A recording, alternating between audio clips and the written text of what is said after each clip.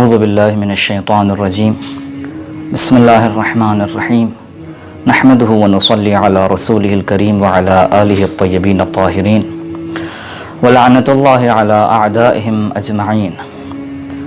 ناظرین گرامی، کل کی ہماری گفتگو یہاں تک پہنچی تھی کہ کسی بھی عقیدے کا استحکام اور اس کا محکم ہونا برحق ہونے کی دلیل نہیں ہے۔ چنانچہ فوج یزیدی میں وہ افراد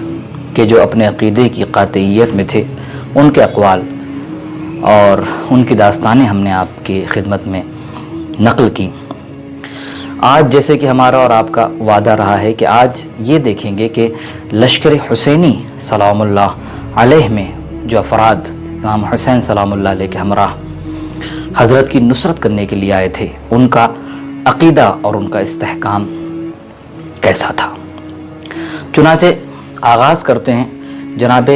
زہیر ابن قین کے اس قول سے کہ جو آج تاریخ کی کتابوں میں سنہرے حروفوں سے لکھا ہوا ہے۔ جناب زہیر ابن قین ایک عثمانی شخص تھے، یعنی طرفدار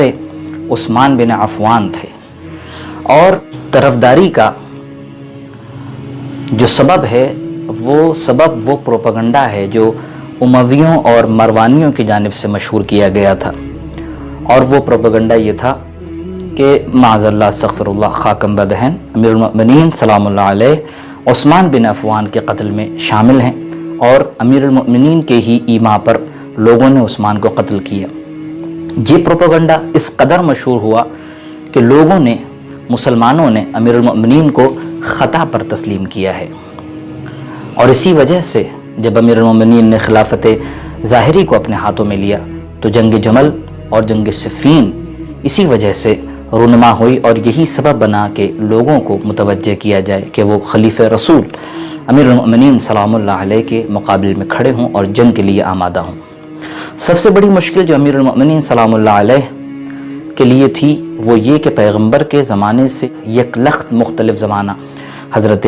امیر کائنات کا رہا ہے، اس لیے کہ رسول اللہ صلی اللہ علیہ وآلہ وسلم کی زندگی میں جتنی جنگیں ہوئی ہیں، پیغمبر کا مقابلہ کفر صریح رکھنے والے افراد سے تھا۔ جو افراد کافر تھے پیغمبر کا مقابلہ ان سے تھا، لیکن امیر المؤمنین سلام اللہ علیہ کی خلافت کا زمانہ اس وجہ سے سخت تر ہے کہ امیر المؤمنین کا مقابلہ جن افراد سے تھا وہ کلمہ توحید کے پرستار تھے، وہ رسول اللہ صلی اللہ علیہ وآلہ وسلم کی نبوت کے قائل تھے، اور دنیا جن کو مسلمان سمجھتی تھی امیر المؤمنین سلام اللہ علیہ کا مقابلہ ان سے تھا، لہٰذا امیر المؤمنین کے لیے رسول اللہ صلی اللہ علیہ وآلہ وسلم کے مقابل میں زیادہ مشکل تھی۔ آئے ناظرین، گفتگو کرتے ہیں جناب زہیر ابن قین کے سلسلے میں۔ جناب زہیر ابن قین امیر المؤمنین سلام اللہ علیہ کو معاذ اللہ استغفر اللہ خلیفہ برحق نہیں سمجھتے تھے، وہ امیر المؤمنین کو قاتلین عثمان میں سمجھتے تھے، لیکن اگر آپ داستان کربلا کو غور سے پڑھیں تو آپ کو پتہ چلے گا کہ جب ملاقات ہوئی ہے فرزند رسول امام حسین سلام اللہ علیہ سے اور حقیقت جب آشکار ہوئی تو ایسے محب اہل بیت ہوئے، ایسے عاشق حسین ابن علی ہوئے کہ انہوں نے اپنی جان کا نذرانہ حضرت کی بارگاہ میں پیش کرنے کا عہد کر لیا۔ چنانچہ دو جملے ملتے ہیں جناب زہیر ابن قین کے تاریخ کربلا میں کہ جو معرکۃ الآراء ہیں۔ ایک جملہ اس وقت ہے کہ جب امام حسین سلام اللہ علیہ خطبہ دے رہے ہیں، اور خطبے کے درمیان میں حضرت کا وہ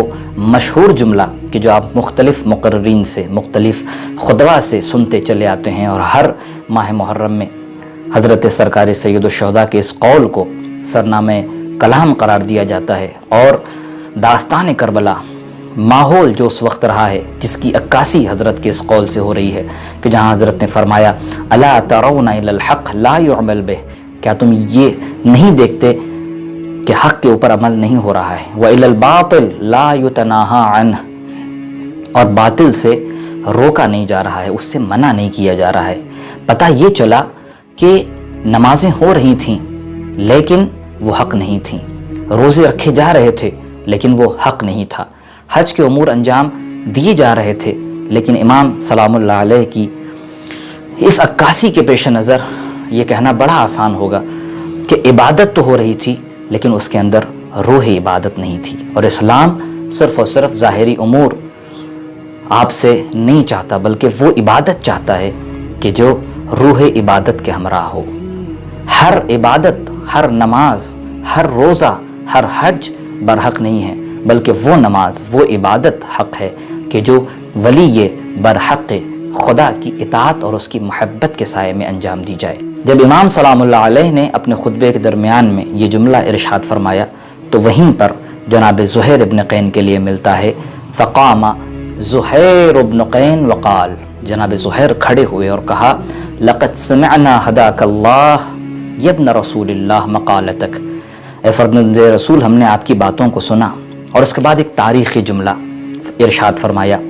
کہ وَلَوْ كَانَتِ الدُّنْيَا لَنَا بَاقِيَةً وَكُنَّا فِيهَا مُخَلَّدِينَ، اگر دنیا باقی ہو اور کبھی ختم نہ ہونے والی ہو اور ہم کو اس دنیا میں اگر ہمیشہ رہنا ہو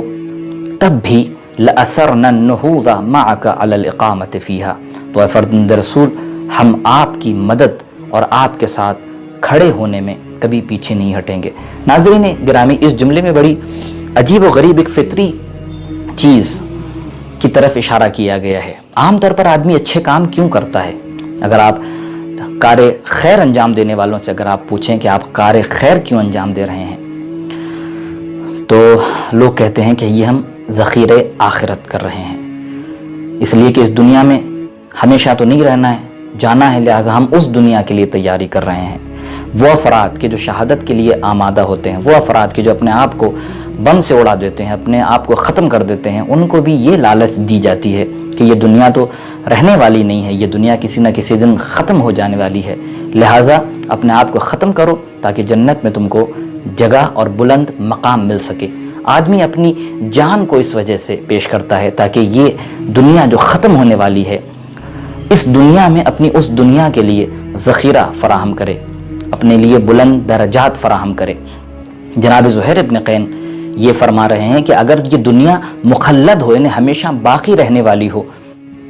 اور موت کا، زندگی کے ختم ہونے کا کوئی امکان نہ ہو، تب بھی اے فرزند رسول ہم آپ کے ساتھ کھڑے ہیں اور ہم آپ کی نصرت اور مدد کے لیے ہمتاً آمادہ ہیں۔ ناظرین دوسرے جملے کے انشاءاللہ کل کی کلپ آپ حضرات کی خدمت میں عرض کی جائے گی۔ والسلام علیکم ورحمۃ اللہ وبرکاتہ۔